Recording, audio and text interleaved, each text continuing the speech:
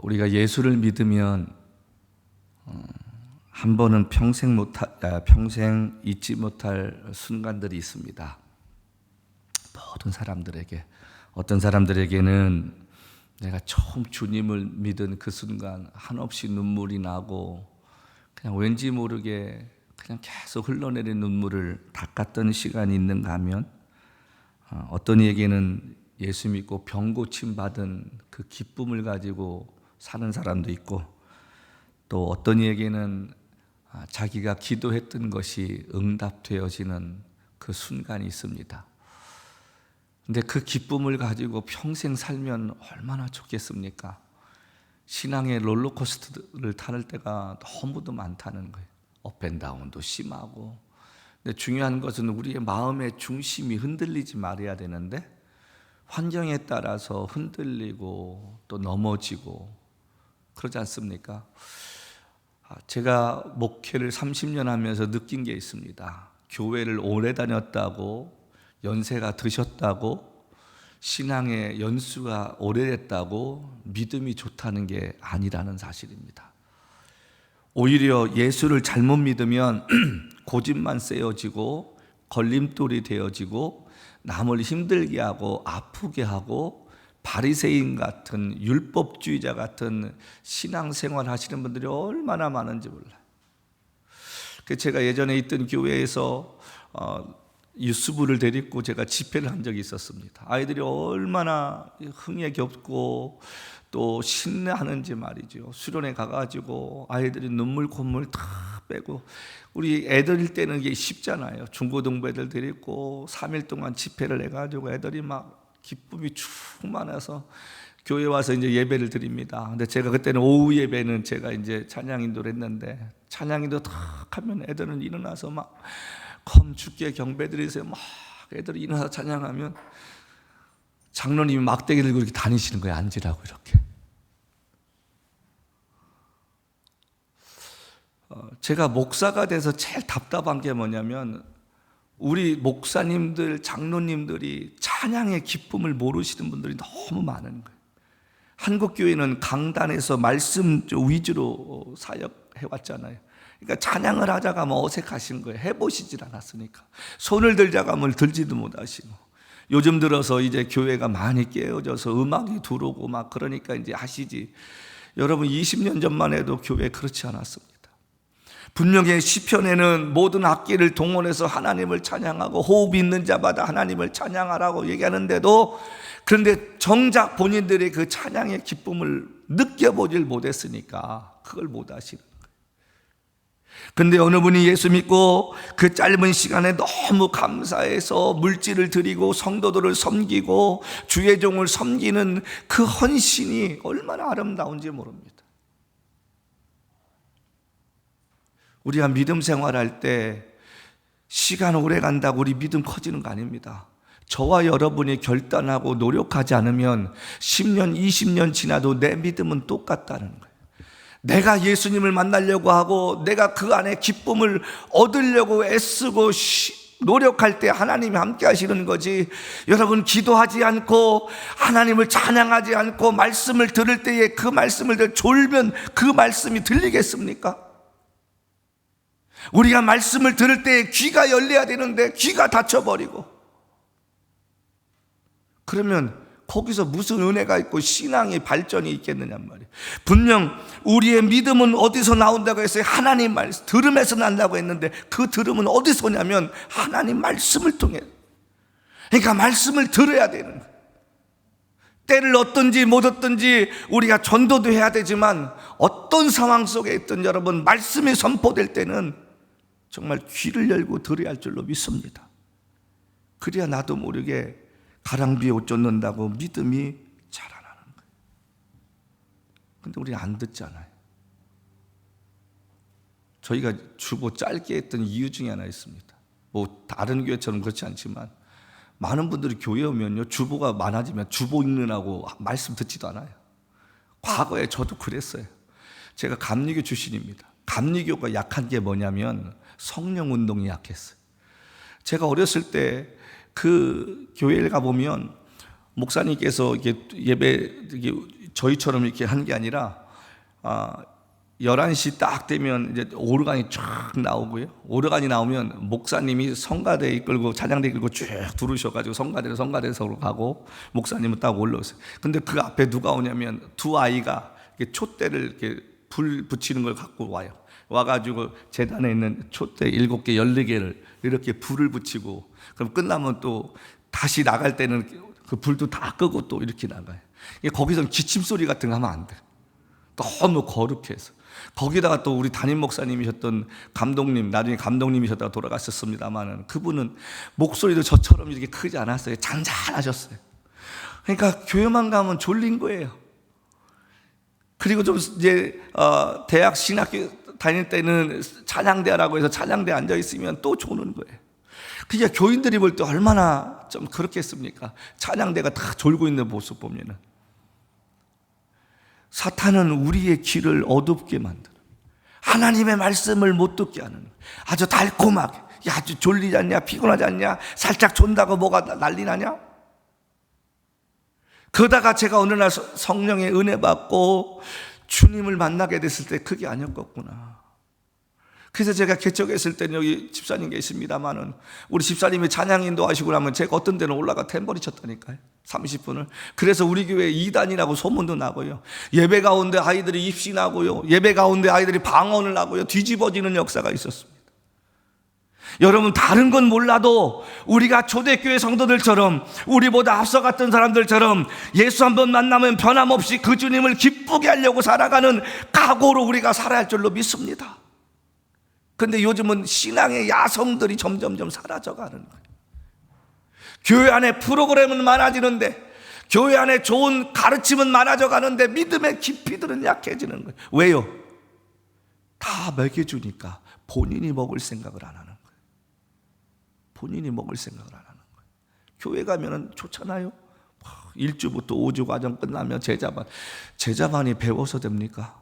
삶으로 자기가 만난 예수를 경험할 때 제자가 되는 거지. 어쨌든 여러분에게도 이런 기쁨이 지금 남아있느냐 말입니다. 내가 예수 만났던 그 기쁨이, 그 환희가, 그 즐거움이 지금도 있어서 내가 주를 섬기는데 변함없이 갈 수 있는 원동력이 되고 있느냐 하는 사실입니다. 아니면 습관에 따라 주일이니까 교회 가야 되고, 교회 가면 그냥 와서 졸고 앉았고, 그 다음에 그냥 밥 먹고 떠들다 가면 내가 뭐 하고 왔지, 이런 생각 드는 거예요. 우리의 신앙이 지난해보다는 올해가, 지난달보다는 이번 달이, 지난주보다는 이번 주가, 어제보다는 오늘이 점점 나아져야 되지 않을까? 연세가 드시면 드실수록 주님을 사모합니다. 아멘. 주 예수여 오시옵소서. 언제 내가 주님께로 가겠나이까? 이런 사모함이 아니라 건강에만 신경 쓰시다 보니까 본질을 잃어버리시고, 오랫동안 신앙생활을 했으니까 교회 와서 지적질만 하시고, 주의 종을 힘들게 하고, 성도들을 아프게 하고, 나이 드셨으면 교회 오셔서 아이들에게 사탕 하나 나눠주고 이야기하고, 누가 뭐라면 이 사람들아 목사님이 하시지 않은데. 젊었을 때는 본인이 반대하셨지만 연세 드시면서 생각해 보니, 내가 고집이었구나, 그렇게 생각하면 남은 여생 그렇게 살아가셔야 되는데 안 그러시더라고요. 대부분이. 이 시대에 노인분은 많아도 어른이 없는 시대 아닙니까? 어느 연세 드신 분이 이야기하면 아랫사람들이 들어야 되는데 듣나요? 안 들어요. 시대가, 우리가 슬픈 시대에 살고 있습니다. 어르신들이 뭐라고 하면 젊은 사람들이 치고받고 덤빌려고 하지. 목회자 세계도 마찬가지고 어디든 다 마찬가지. 어르신께서 말씀하시면 네, 이거 별로 없어요. 왜 그럴까요? 우리가 주님 만난 기쁨을 잃어버리고 살다 보니까 자신의 신앙에 잘하지 못해서 그러는 거예요. 믿음이 깊어지면 깊어질수록 사람은 겸손해지고 섬기려고 하고 대접받기보다는 사랑을 주려고 하지 않습니까? 많은 분들이 예수를 믿고 한때는 주님을 사랑하는 마음으로 교회를 섬기고 신앙생활했는데 어느 순간에 가서는 기쁨을 잃어버리고 습관으로 변해버리는 신자가 되었다는 것입니다. 찬양을 해도 기쁨이 없고 말씀이 귀에 들리지 않고 신앙생활에 활력을 잃고 신앙생활에 게을러졌지만 그 상황에서 벗어나려고 하는 의지도 잊어버리고 노력도 잊어버리고. 뉴저지에 연세 드신 목사님 한 분 계셔요. 부부가 노인 아파트 사시는데 가끔 전화하셔서 오 목사님 뭐해요? 아 예. 그럼 나와요. 그럼 나가서 어르신 이제 내가 식사 대접하려고 마음을 갖고 이렇게 가잖아요. 그럼 연세를 80이 넘으신 어르신께서 목사님께서 식사하시고 나셔서 꼭 밥값을 당신이 내세요. 내가 낸다고 막 역정을 내시는 거예요. 선배가 돼서 해줄 게 뭐가 있다고 이것밖에 없지 않느냐고. 목사 그러지 말라고 그러시면서 당신께서 대접을 해주시는 거예요. 얼마 전에 제가 어떤 일로 어려움 겪고 있었는데 그분이 전화 오셔서 처음에는 뭐라 하시게 제가 오해하고 왜 목사님 저한테만 뭐라고 하세요? 저도 너무 답답해서 한번 했더니 어르신께서 아니야 그런 마음으로 전화하는 거 아니야. 목사 이번 일로 마음이 힘들었을 텐데 얼마나 우리 젊은 목사가 힘들었을까. 그렇게 찬양할 때 목숨 걸고 하는 양반 내가 위로하자 내가 전화 한번 했어. 그 얘기 듣는 순간 제가 너무 죄송스러워서 말이지요. 아이고 목사님 제가 오해했습니다. 제가 잘못했습니다. 그 전화 끊고 나는데 너무 감사한 거예요. 그래도 누군가가 저를 기억해 주셔서 그런 전화까지 해주셨다는 게 얼마나 그 어르신께 감사한지. 여러분 우리가 믿음 생활하면서요 나이 들면서 믿음의 어른들이 되어 가십시다. 어른들이 성숙한 신앙인들이 되어 가십시다. 저는 오늘 이 말씀을 가만히 보면서요 베드로가 얼마나 지금 불안하게 앉아 있었을까. 우리가 웬만큼 교회 다니신 분들은 이 말씀 아세요. 네가 나를 사랑하느냐 내가 주님을 사랑하나이다 내 양을 먹이라 하십니다. 저는 오늘 좀 다른 각도에서 이 말씀을 가만히 생각해 봤습니다. 세상에서 가장 무서운 게 뭔지 아십니까? 내가 잘못했는데 상대방이 아무 말 하지 않고 가만히 있을 때 사람이 더 불안한 거예요. 지금 베드로는 주님과 함께 밥을 먹었습니다. 여기 15절 말씀에 그들이 아침을 먹은 후에 주님도 여기 말씀하실 때는 일단 배부터 채우게 하시는구나. 본문의 말씀이 그렇잖아요.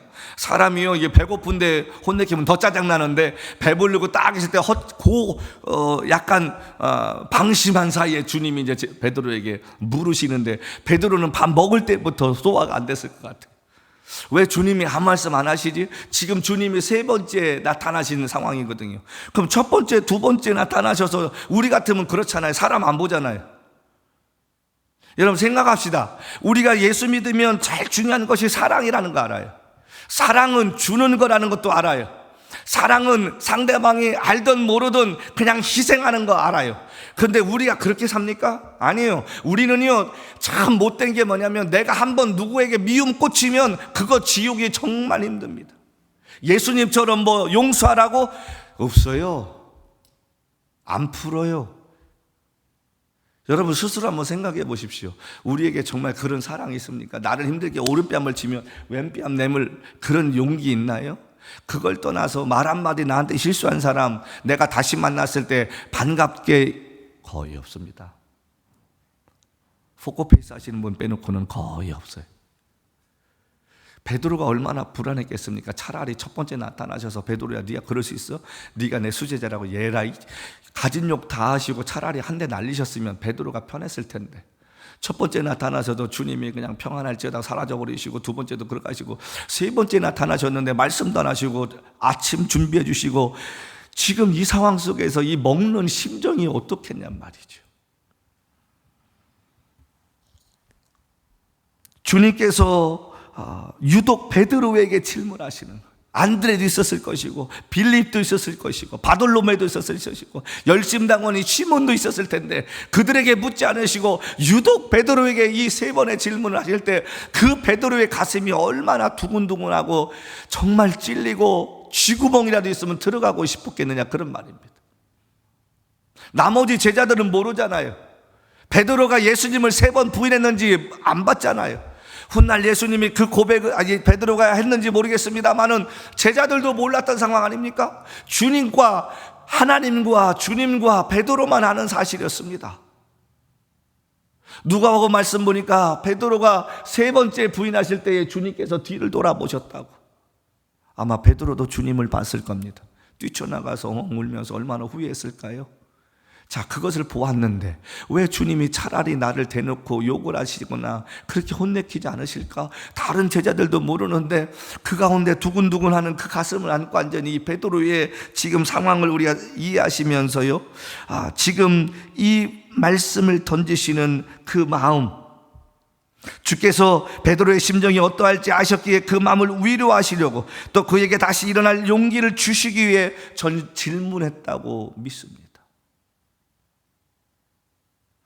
제가 나이 들 것과 나이 들기 전에 좀 철들었다고 생각하는 거 제 스스로에게.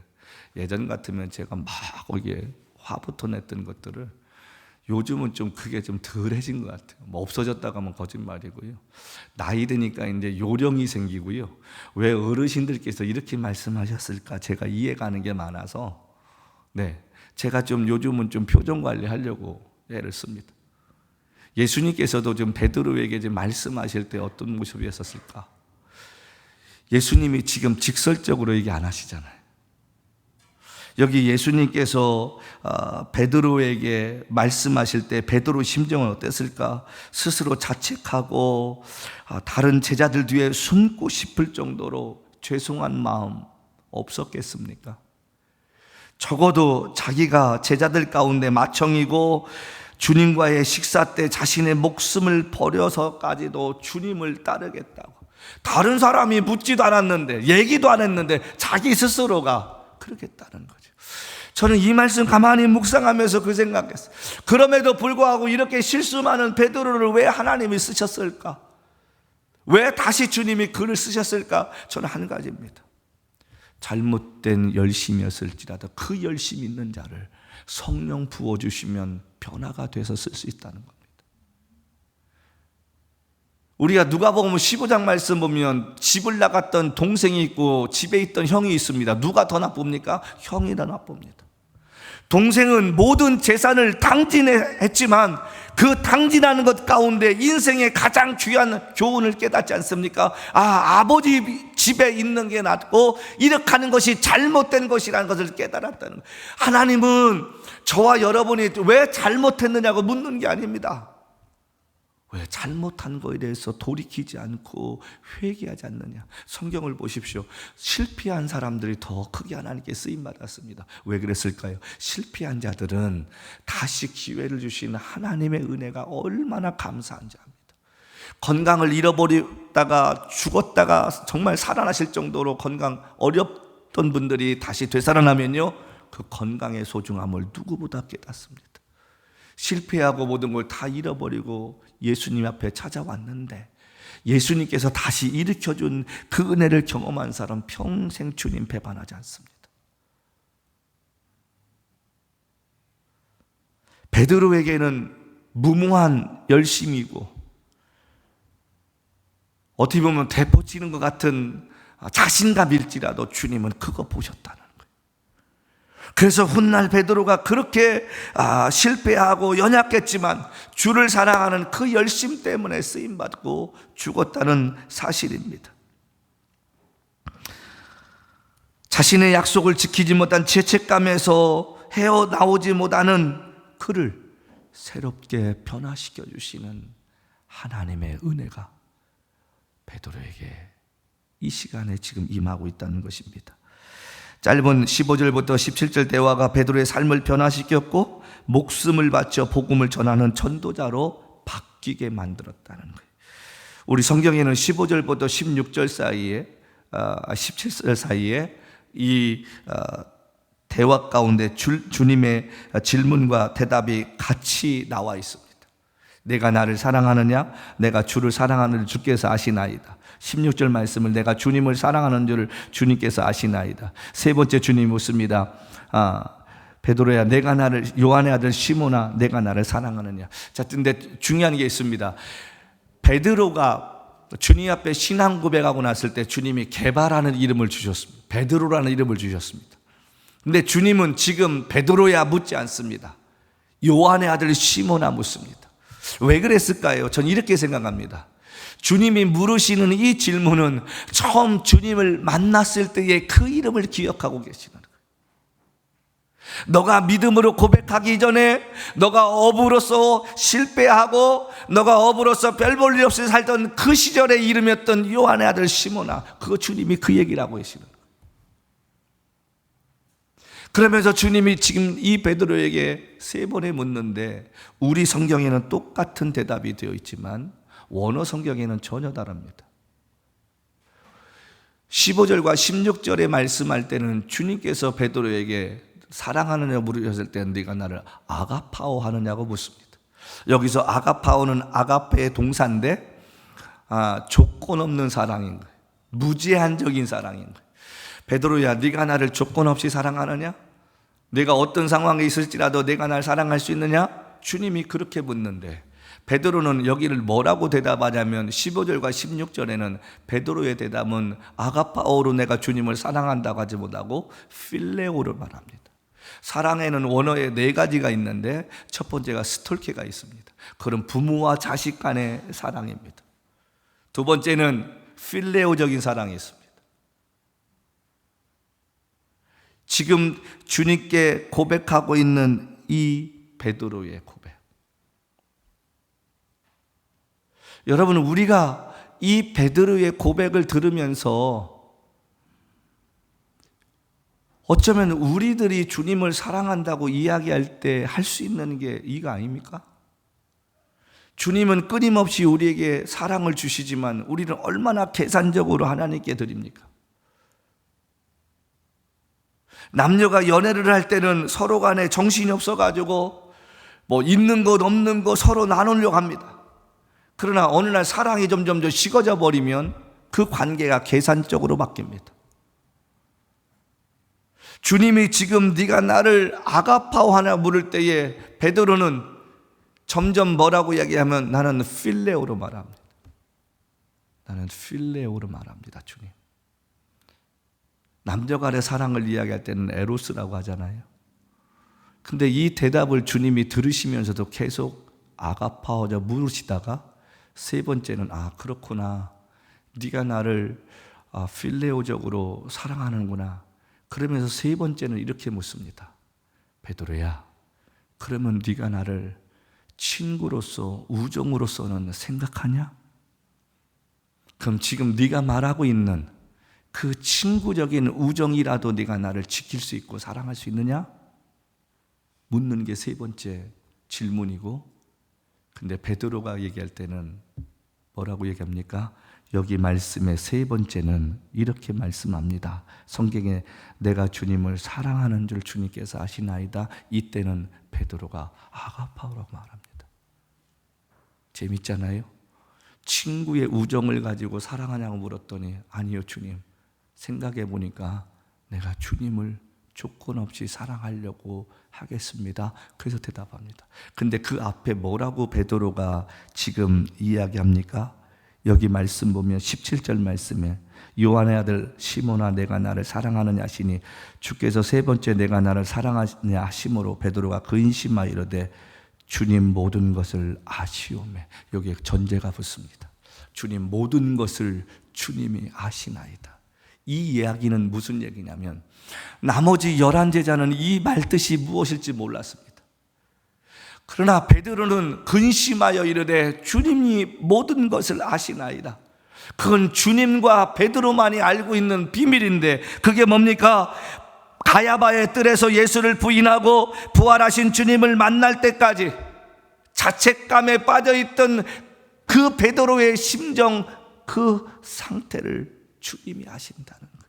내가 비록 주님을 부인했을지라도 내 마음의 중심은 그게 아니었는데 주님, 내 목숨이 아까워서 내가 죽음이 두려워서 주님을 부인할 수밖에 없지만 그래도 주님, 이제는 내가 주님을 내가 사랑하나이다.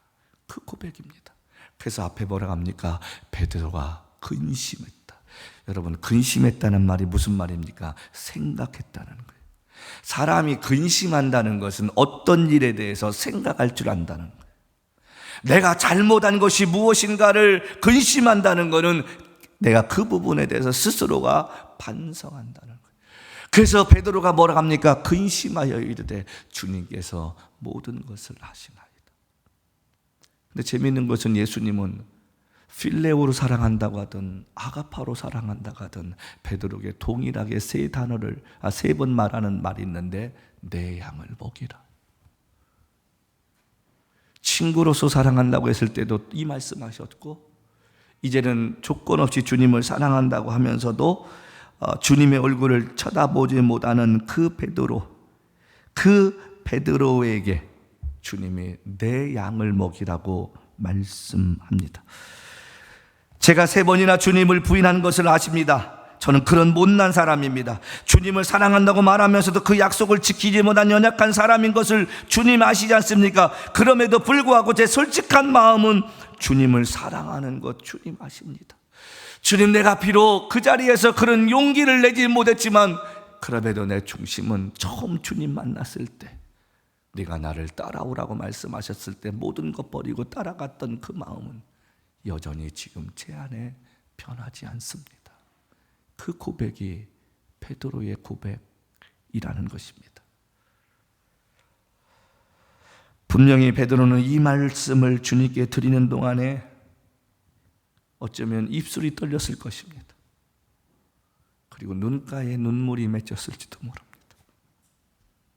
주님, 저는 그 약속을 지키지 못하는 실패자입니다. 주님, 제가 주님을 사랑한다고 이야기하지만 정말 사랑한다고 고백해야 할 그 자리에서는 제가 그 용기를 내지 못했던 비겁한 자였습니다. 자기 스스로가 주 앞에 지금 고백하고 있다는 것입니다. 주님께서 이 말씀하신 이유가 뭡니까? 베드로야, 내가 너의 연약함을 안다. 그렇지만 나를 사랑하는 그 마음을 가지고 좋은 목자가 되어 네 양이 아닌 내 양을 돌봐다오. 주님의 부탁의 말씀은 그가 로마에서 마지막 인생의 시간을 마치는 때까지 지켰다는 것입니다. 한 번의 그 실패가 그로 하여금 남은 여생 아내와 함께 주를 위해 목숨을 걸 수 있는 용기를 가질 수 있는 사람으로 만들었다는 것입니다. 우리 모두는 실패자 아닙니까? 우리는 매일매일 삶의 실패자로 삽니다. 주님 앞에서 믿음의 실패자로 삽니다. 우리는 이 아침에 예배를 드리고 말씀을 듣고 주님을 사랑하고 그분의 영광을 위해 살겠다고 다짐하고 예배당을 떠나지만 다음 주 이 자리에 똑같이 앉아 계실 때는 여전히 지난주처럼 주님, 내가 이렇게 살려고 했는데 그 약속 지키지 못하는 실패자였습니다. 비겁자였습니다. 옳은 것은 옳다고 이야기하고 아닌 것은 아니다라고 이야기하고 사는 세상이 돼야 되는데 목구멍이 포도청이고 손해보기가 어려워서 주님 때로는 타협했고요, 때로는 주님이 눈 감아주시기를 바라는 마음으로 제가 이렇게 살았다고 고백하는 실패자의 모습으로 찾아올지도 모릅니다. 그런 가운데 예배드리면서 스스로를 자책합니다. 언제까지 내가 이렇게 살아야 되지? 언제까지 나의 삶의 공급자가 되시고 보호자가 되시고 내 삶을 책임져 주시는 하나님께 내 삶을 다 맡기지 못하고 살지? 삶에서 좀 벗어나서 하나님을 더 의지하고 하나님의 기쁨이 되려고 애쓰는 삶을 살고 싶은 마음의 중심은 있는데 그런 결단하지 못하고 살아가는 우리 모습을 바라보며 스스로 실망하고 살지도 모릅니다. 베드로처럼 주님을 사랑한다고 말하는 그 의미를 깨닫고